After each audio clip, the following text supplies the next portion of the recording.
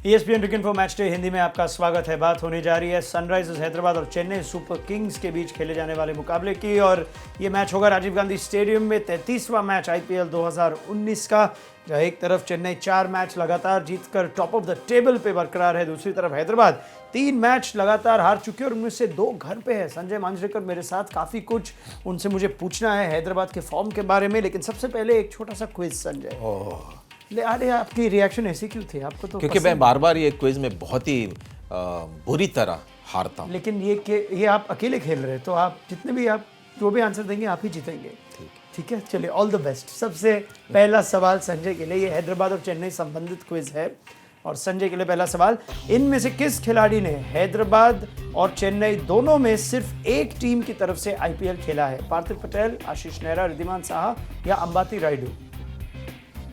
ये बहुत ही confusing question ही है। ये क्या क्वेश्चन, मुझे फिर से समझाइए। मैं आपको समझा मैं क्रिकेटर हूँ भैया, तो थोड़ा सा सिंप्लीफाई कीजिए मुझे। अच्छा, तो ये बहुत ही सिंपल है।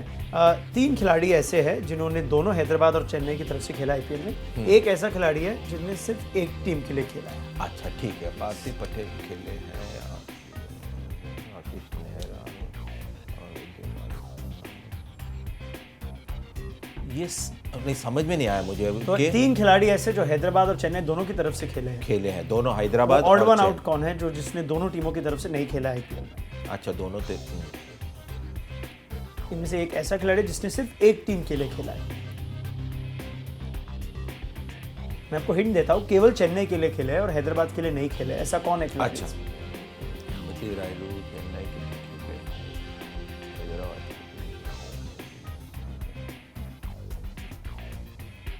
आशीष नेहरा नहीं, सही जवाब है अंबाती रायडू, जो केवल चेन्नई की तरफ से खेले और कभी हैदराबाद की तरफ से नहीं खेले। भले ही वही आशीष नेहरा खेले हैं हैदराबाद की तरफ? जी, खेले हैं। आशीष नेहरा ने गंदा प्रश्न खेले। दूसरा सवाल संजय के लिए, हैदराबाद के लिए सबसे ज्यादा IPL मैच किस खिलाड़ी ने खेला है? काफी सीधा सवाल। शिखर धवन, भुवनेश्वर कुमार, डेविड वार्नर या नमन ओझा? डेविड वार्नर और भुवनेश्वर कुमार में ही होंगे, दोनों में से एक। वार्नर ने थोड़ी देर, मैं कहता हूँ भुवनेश्वर कुमार। सही जवाब है शिखर धवन। ये गलत जवाब है आपका। 85 मैच खेल चुके हैं। लेकिन पिछला सीजन तो वो किसी और फ्रेंचाइज के लिए खेले। पिछला सीजन वो, हाँ, उसके पहले वार्नर दिल्ली बिल्ली भी खेले थे ना। और भुवनेश्वर कुमार काफी इंजर्ड थे लास्ट सीजन, अगर आपको याद होगा। काफी मैच नहीं खेले, तो 78 सोच मेरी सही थी, लेकिन बिल्कुल सही थी, सिर्फ जवाब गलत था। कोई बात नहीं, सोच के लिए आपको पूरी अंक में दूंगा। Process was good, result was not good, जिस तरह कहते हैं। तीसरा सवाल संजय मांजरेकर के लिए, जब ये दोनों टीम पिछली बार खेली थी तो किस खिलाड़ी ने अपनी टीम के लिए मैच जीतने वाला शतक लगाया था? रायडू, डुप्लेसी, शेन वॉटसन या सुरेश रैना? जब ये टीमें, अभी कौन सी टीमें हैं? ये CSK वर्सेस सनराइजर्स हैदराबाद जब एक साथ खेली तो एक शेन वॉटसन। आप एक हिंट चाहेंगे? क्या ये गलत है? नहीं, अच्छा, आपने शेन वॉटसन कह दिया। ओह, बिल्कुल सही जवाब। क्या बात है, ये फाइनल में था, आपको याद होगा, मुंबई में ही। क्योंकि इंटरव्यू किया था उनके साथ, ये चीजें थोड़ी याद रखती। अच्छी बात है, आपने इंटरव्यू किया। 117 रन नाबाद होकर रहे शेन वॉटसन और चेन्नई को IPL टाइटल जितवा दिया। चौथा सवाल संजय मांजरेकर के लिए, इनमें से किस खिलाड़ी ने कभी भी हैदराबाद की कप्तानी नहीं की है? Cameron white, Darren Sami, Kumar Sangakkara या डेल स्टेन? हैदराबाद की कप्तानी नहीं की है जी, डेल स्टेन। बिल्कुल सही जवाब आपका। तो आप अच्छी वापसी आपने की है, 2-2 से आप बराबरी के तक पर है। अब उम्मीद है आप आखिरी सवाल भी सही जवाब ही देंगे। 5वां और आखिरी सवाल संजय मांजरेकर के लिए, IPL 2019 में चेन्नई के लिए किस बल्लेबाज ने सबसे ज्यादा छक्के लगाए हैं? Faf du Plessis, Ravindra Jadeja, MS Dhoni या शेन वॉटसन?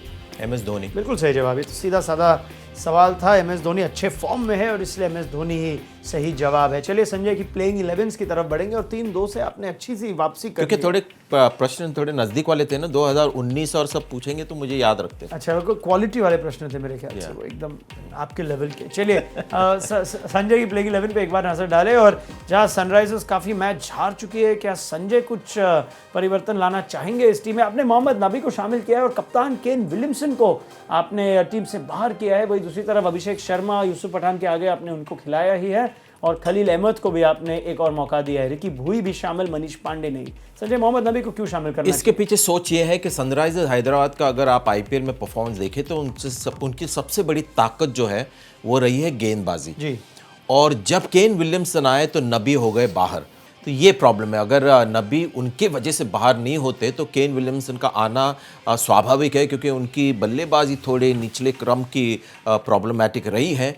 और सही उन्होंने बदलाव किए, हुडा को रखा, यूसुफ पठान को बाहर किया, मनीष पांडे को बाहर, और ये जो युवा खिलाड़ी उन्होंने लिए हैं, भुई जैसे हैं, अभिषेक शर्मा, उनको और मौके देने चाहिए और आगे भेजना चाहिए। सनराइजर्स हैदराबाद की हमेशा ताकत रही है उनकी बॉलिंग, और नबी के बाहर होने से मुझे लगता है वो उनकी ताकत कम होती है। खलील अहमद अच्छे फॉर्म में।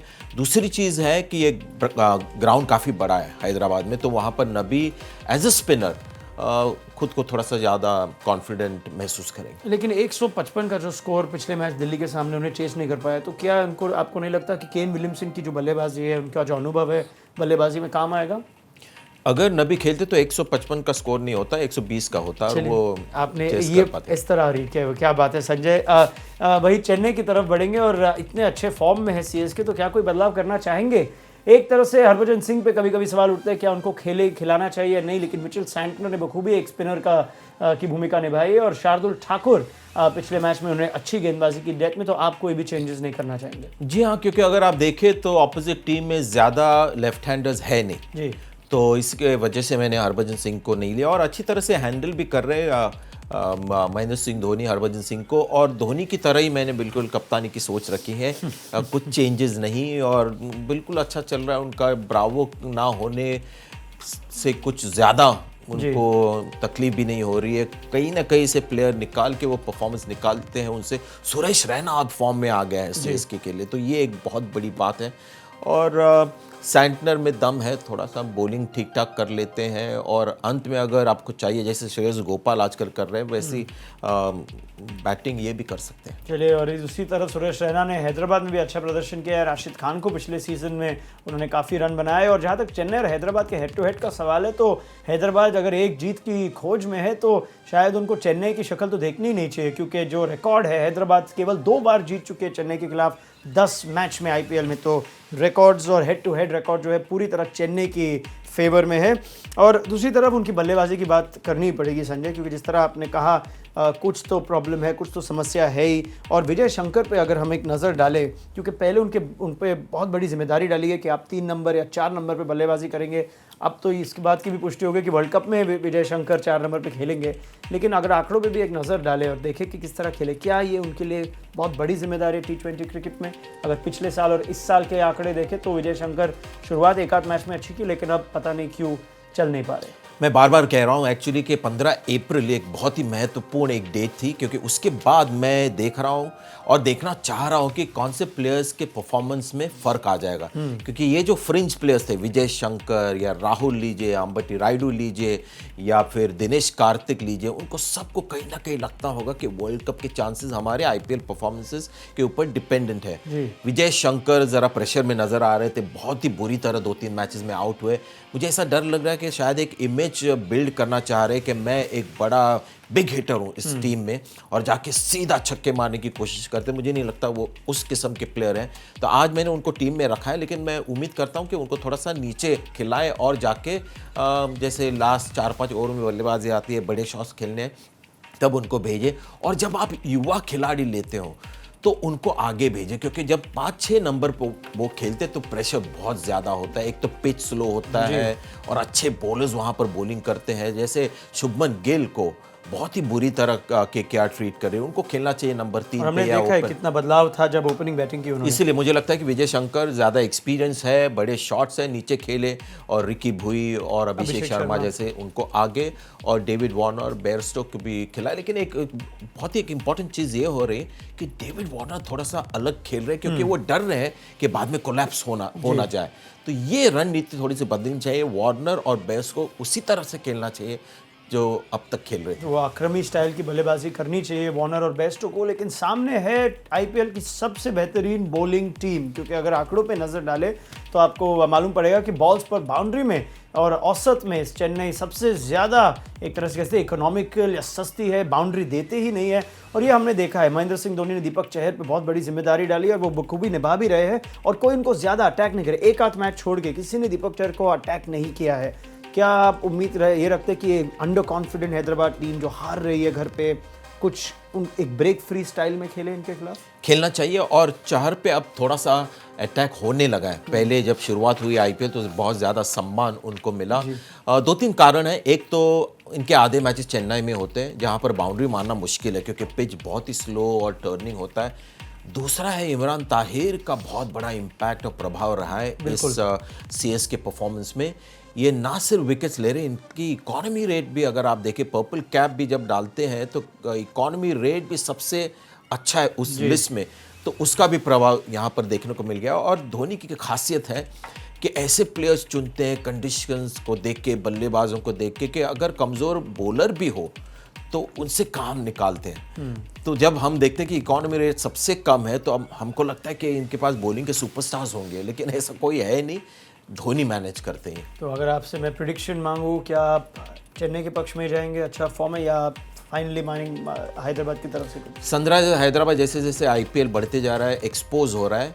एक तो उनकी बल्लेबाजी, और क्योंकि उन्होंने अपनी बॉलिंग भी थोड़ी सी कमज़ोर कर दी नबी को ड्रॉप करके, तो वहाँ पर भी थोड़ा सा एक्सपोज हो रहा है। वार्नर अलग खेल रहे हैं और थोड़े से धीमे खेल रहे हैं, और फिर प्रॉब्लम क्या हो रहा है, 2 बार हुआ है कि धीमे हो जाते हैं और फिर से वो टॉप गियर जब आना चाहिए 15 ओवर के बाद वो नहीं आ रहा है, तो इसकी वजह से वो बड़ा फिनिश भी नहीं उनको मिल रहा है। बेयरस्टो के खिलाफ स्पिन लगा रहा है, हर बार स्पिन को आउट हुए हैं।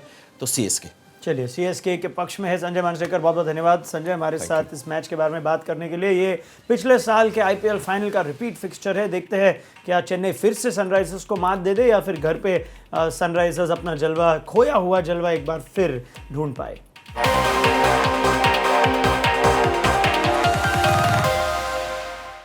अगर आपको ये वीडियो पसंद आया तो लाइक, शेयर और सब्सक्राइब करना मत भूलिए। आप अपने कमेंट्स नीचे कमेंट बॉक्स में छोड़ सकते हैं। नोटिफिकेशंस के लिए बेल आइकॉन यानी इस घंटी पर क्लिक कीजिए।